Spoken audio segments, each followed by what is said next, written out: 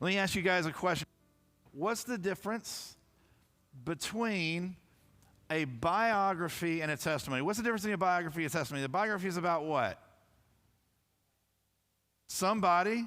A biography is about me, what I did, what I overcame, what I accomplished. And a testimony is about someone else, what they did, what they overcame, what they accomplished for me. I was in need. They did something for me. Therefore, I am no longer in need, right? And the reason that I bring this up is one of the main things I think is going to help us, because we are talking about Grace United. We took two churches, put them together, two churches from two very different cultures, melded them together and said, get along, right? Be united. And the culture is like good luck, right? So the question is, what is the foundation for that? And one of the main questions I believe, which is why we're starting the book of Romans, that's going to help us, is the answer to this question. Who chooses our salvation, us or God? It's the difference between a biography, something that I did, and a testimony, someone else did. So option number one we have is who chooses our salvation? Us. Let's take this one with me. And I want you guys to play along with me. Just read the highlighted sections with me. So Romans chapter 3, starting in verse 10, says this. There is what? Righteous. Not even one. There is what? Who understands. There is who seeks God. All have turned away. They have together become worthless. There is not even what? Not even one. Here's my question for us. You know, who chooses us? Who saves us or God?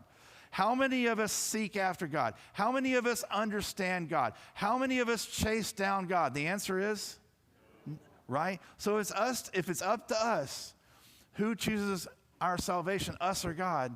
The answer can't be us. So the second option is who chooses us our salvation? God. Romans chapter 8 says this. For we know that God does what? Causes everything to work together for the good of those who love God. And are what? According to what? For God, what? His people win. And he did what? And he chose them to become like his son, so that his son Jesus would be the firstborn among many brothers and sisters. And having chosen them, he did what? To come to him. And having called them, he gave them what? A right standing with himself. And having given them a right standing, he gave them what? His glory. The question was, who chooses our salvation? Us or God? And this says that God caused us to come to salvation. God called us to salvation. God knew in advance who would choose him, and he chose them, and he called us, and he gave us everything that we needed. You see, here's the deal. The Christian life is a testimony and not a biography.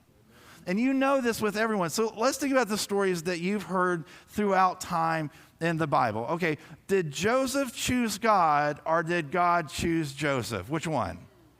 Right, all Joseph was doing was showing off his coat of many colors. That's literally all he was doing, right? Did Moses choose God or did God choose Moses?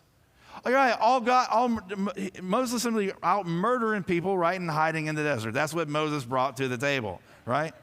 Did the disciples choose God or did Jesus come after the disciples? Right. What were they doing? Fishing, working for the IRS, right? Did the Apostle Paul, who wrote the book of Romans, did the Apostle Paul choose God or did God choose the Apostle Paul? Right. Paul was on his way to murder Christians when God kicked him off his horse, right? And said, hey, you're mine now. He's like, okay.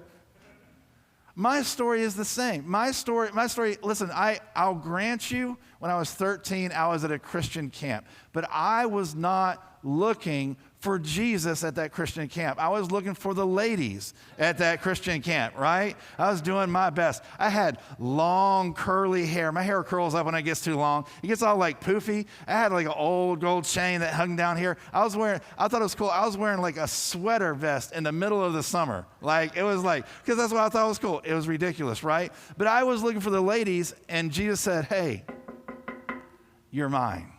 right? You see, the Christian life is a testimony and not a biography. It's about what God has done, not what I've done. It's about what God has saved me with, not what I saved myself with. And the reason we start here is we're in the Romans. And the center verse in Romans is Romans chapter 15, verse 7, which says this: accept one another. Do y'all know this next part? What? Just as, right? Christ accepted you. And if we start this church, and the majority of us think that the Christian life is a biography, look at what I have done. Look how great I am. Look at what I've accomplished. You're not measuring up to my accomplishments, then we have already failed, because we will divide. But if our life is a testimony and we begin Grace United by saying, look at what God has done for us collectively and for me individually, then we have a foundation on which unity can grow. So with that being said, I want to walk you through one of the hardest texts in the New Testament. Here's the deal. Like when I preach, I like to go find out what some of my other favorite preachers have done with a given text, because I don't want to be the one moron that's doing it completely wrong. They're like, hey, how did they do, right? No one preaches this text, right? They're all way smarter than me. They're like, we're just going to skip this section of Romans. And so like a moron, I jumped right in. But here's what we're going to do. When I first went to seminary, they taught us something that if you didn't go to seminary, there's no way you can get this. It's very thick. It's really, really hard to get. But they told us if a text says the same word over and over and over and over and over and over and over and over, then that text might be about that word, right? You with me so far? I don't know. I have seminary degrees. I don't know if that can count down, right? But when I got this, I noticed that it said, what? And then it said, and then it said, and then in the next verse it said, and then it said, and then it said, and then it said, and I missed one, and then it said, right? So at the end I was like, hey, I bet this is about righteousness, right? You with me? That's what 2 seminary degrees get you right there. And here's the deal. Righteousness is simply this: being right with God. Everybody say being right with God. This passage is about being right with God. That's what this passage is about, right? I picked that up. How many of you have ever been wronged by someone that should have taken care of you? Raise your hands if you've ever been wronged. All right, put your hand down. How many of you have ever wronged someone that you love? Put your hand back up. That's called marriage. Put your hand back down, right? Our reality is this.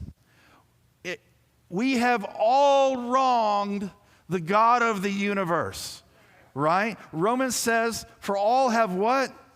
And what? Fallen short of the glory of God. So the question is, we have all wronged the God of the universe. How can we be made right or righteous with him again? And this is where disunity crept into the church, because they disagreed about this issue. You see, there were two groups in the church. There were the Gentiles, and they're the people of Israel, which we call the Jews. So you had Gentiles and two different groups. I know, Grace United, you will not be able to understand this, but two different groups coming together to make one church where they were culturally different, okay?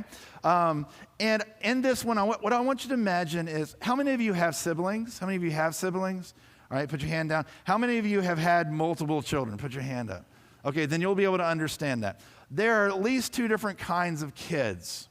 There are the rule keepers, and then there are the rule what? Breakers, right? I know y'all are about to lie, but raise your hand. How many of you are the rule keepers in your house? Rule keepers? Rule keepers? Okay. Your parents told you to do something, and you did it, right? They're like, go to bed at 8 o'clock, and you were in bed at 7:45 just so your mama praised you, right? Like, you were like an extra parent in the house, looking at the other kids, telling them what to do, right? You say, mama said 2 cookies, and you got 3 cookies. You better put that cookie back. It's the rule keepers. How many of you guys were the rule breakers?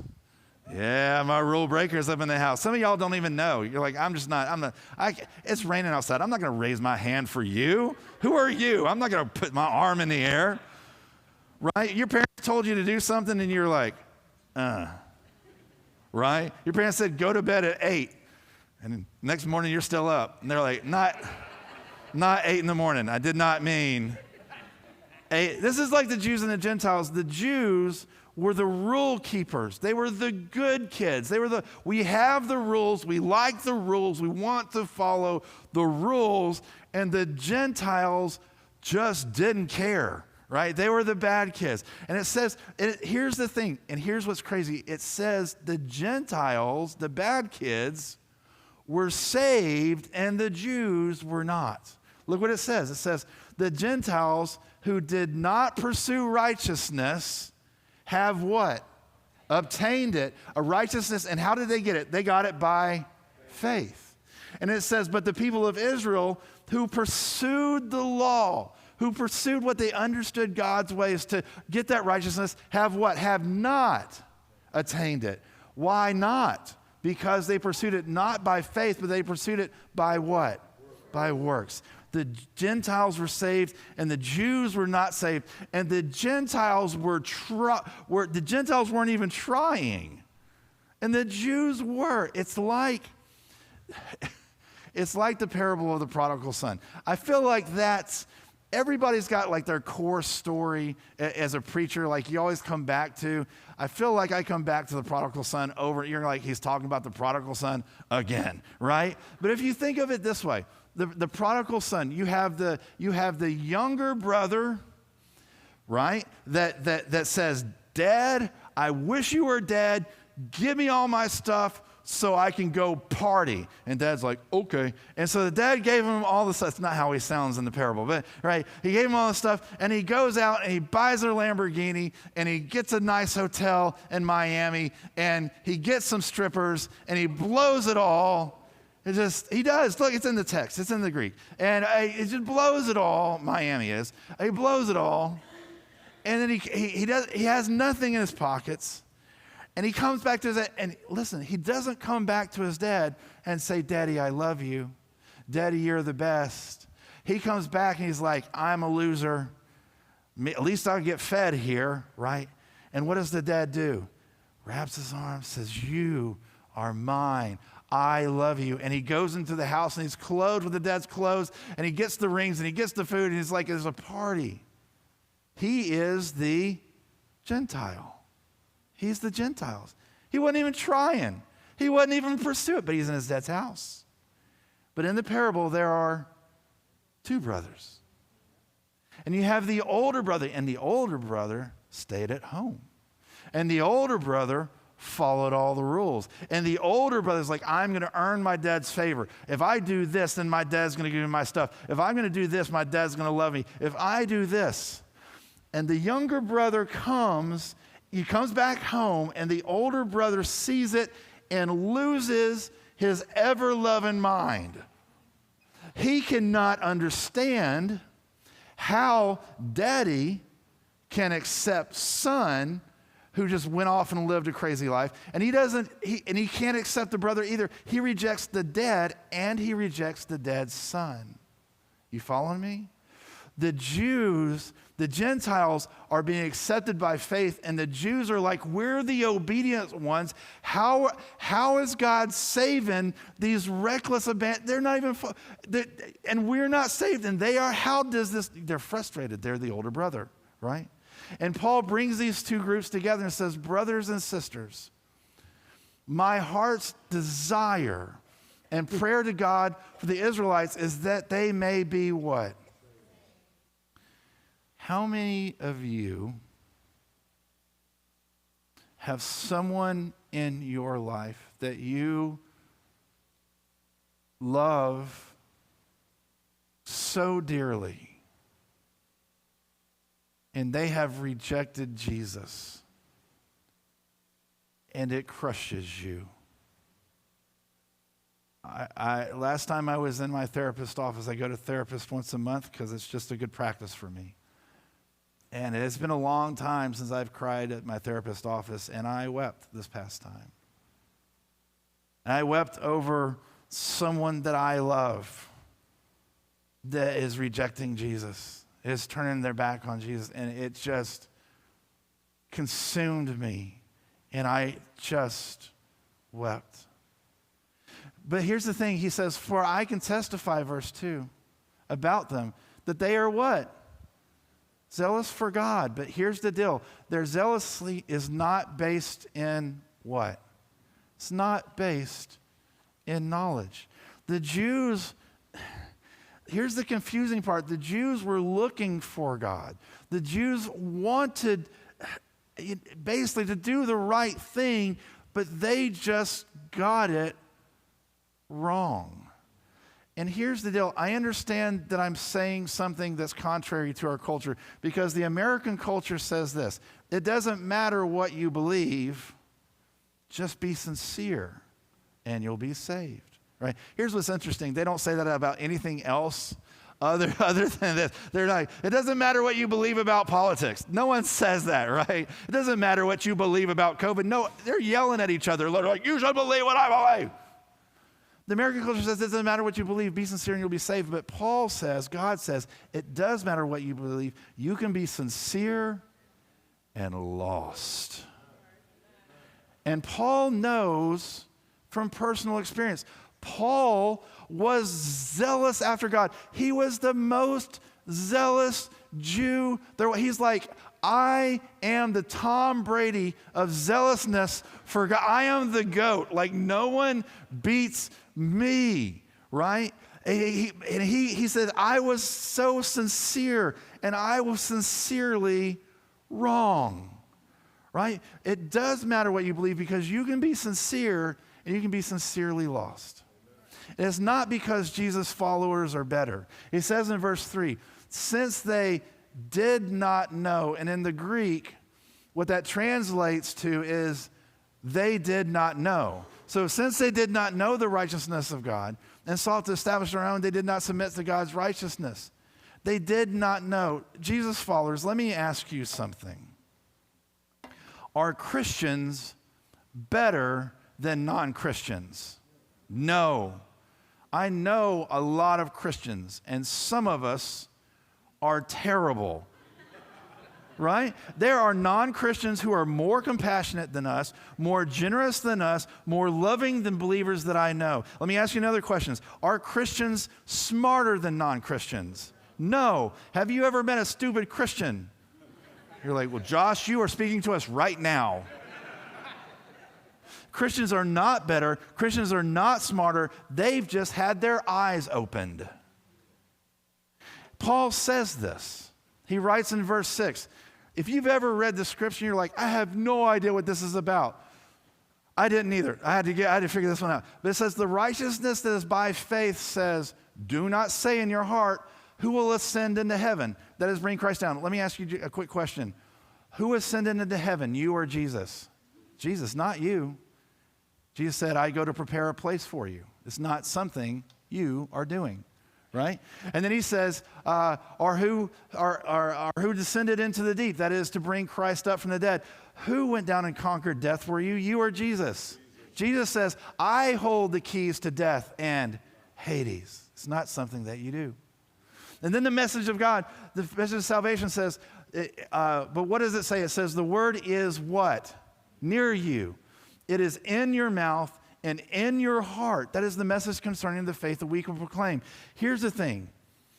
You don't have to look for Jesus high and low. He has come near you in the incarnation. You don't have to descend up to heaven. You don't have to descend down to the deep. He has come near to you. And here is the message that we proclaim. If you declare with your mouth Jesus is Lord and you believe in your heart that God raised him from the dead, you will be what?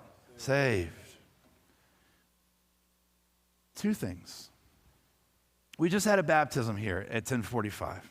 And if you were at the baptism or if you've been at a baptism before, everyone gathers around and they can't wait to hear what you have to say. Like, I know you're nervous on the microphone, They can't hear what you have to say. And you share it, and then you get into the water, and everyone can't wait to see what's going to happen. And then you get baptized, and everyone claps for you like, yeah, this is the best thing ever, right? So we've done this over and over again in my time here at Grace United. And right after the baptism, the same thing always happens to me. My 10-year-old daughter, now 10, who is an extrovert, says, I want to do that. I want to get into the pool, right? And my wife and I always say the same thing. We say, well, it's not a swimming pool.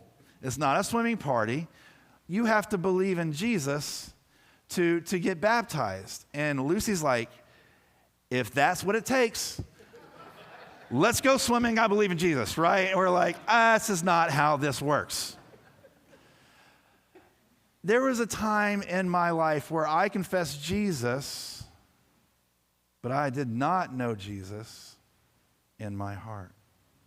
Have any of you ever had, and it happened today, have any of you ever been baptized twice because you realized the first time you didn't know Jesus? Anybody ever experienced that? Right? The Bible says that man looks at the outward appearance, but God looks at the what? At the heart. To be saved, you must believe Jesus. And what that means in your heart, what that means is he is your core love. He's your core identity. He's your core hope, what you bank everything on. But it says you must believe in your heart, and you must do what else? Confess with your mouth. Last week, Bishop was up here at the second service, and he gave, here's the frustrating thing about being a pastor. I realize no matter what I say up here, you're going to forget 99% of it in the car on the way home, outside of if I do some sort of Krispy Kreme donut illustration. You'll remember that. Right? You with me? I'm still like, what did Bishop preach on? I don't know, but he likes Krispy Kreme donuts, right? That's what I remember, right? And so Bishop was up here in the Krispy Kreme, I can't even get a parking lot thing, right? And then one of y'all on Grace Unfiltered, you pulled your phone out like we told you to do. You asked Grace and you said, have you had a donut from the Cinnamon Cream Bakery? So as on Tuesday we were getting ready to do Grace Unfiltered, that question was in there. And Bishop was like, I've never heard of, this is my interpretation of Bishop, I've never heard of Cinnamon Cream Bakery. You have to do your arms like that apparently, right? And Neil was like, that sounds pretty good, right? So we were all there together and they said, look it up. So I looked it up on my phone. They were like, you should text that to us. So I texted it to him. And so we're all sitting in Neil's office looking at Cinnamon Cream Bakery. And Bishop said, we should go there sometime.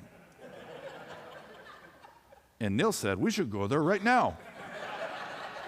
So we got in a car and we drove to Cinnamon Cream Bakery and got our donuts and got our cinnamon roll. That was Wednesday. Because once you've experienced the goodness of this Cinnamon Cream Bakery, you cannot keep it to yourself. You have to. It's the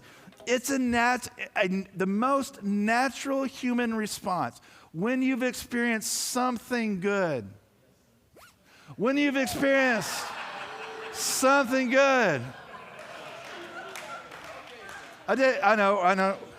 It's a little bit better than Janet Jackson. Had something under there, right? Super Bowl, long reference ago. Okay, right? But once you experience something good, your natural response is you want to tell other people because your mouth follows your heart. If you've met Jesus, you know he's the love that you've always wanted. If you met Jesus, you know he's the joy you've always longed for. You know he's the peace that you didn't have before. You know that he's the healing balm in times of trouble. Like you know that he is the hope that you've never had. And the calm, your entire life is being wrecked, but you have a calm in that storm. And people are like, how can you be calm when your life is doing this, right? He's the lily of the, you think about him in the morning. You think about him during the day. You think about it at night. You're like, he is the Alpha and the Omega. Like no one can challenge my God like he is this. Like, and if you've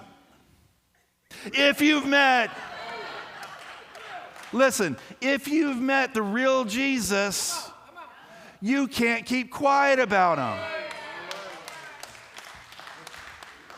And if you can keep quiet about him, you probably haven't met the real Jesus.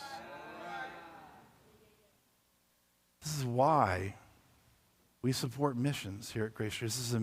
Grace United is a missions-focused church. We take the first portions of what you give us and we give it back out to missions. Not only our 11 missionaries around the country, but to those who are doing work in Ghana right now, who are doing work in Conway right now, who are doing work for the foster and the orphan kid down the street. Right? That's why we speak his name. But here's what's cool for Grace United. All this stuff I just said, all of it, I want to show you where it leads. Verses 12 and 13. It leads right back to unity. For there is what? No difference between Jews and Gentiles. The same Lord is the Lord of all, and who richly blesses all who call on his name. For who? Everyone who calls in the name of the Lord, what? Will be saved. This goes back to 15:7. Accept one another. Everyone say, just as Christ accepted you. Jesus follower. If we can get this, we can have a unified church. And this is what you need to get. You are not saved because you're better. You're not saved because you're smarter. You're not saved because you're more religious. You're not saved because you're better behaved. It's not saved because you're more moral. You're not saved because you've worked harder than the guy next to you or the girl next to you. You're saved because what? Everyone who calls in the name of the Lord will be saved. You see, the Christian life is a testimony, not a biography.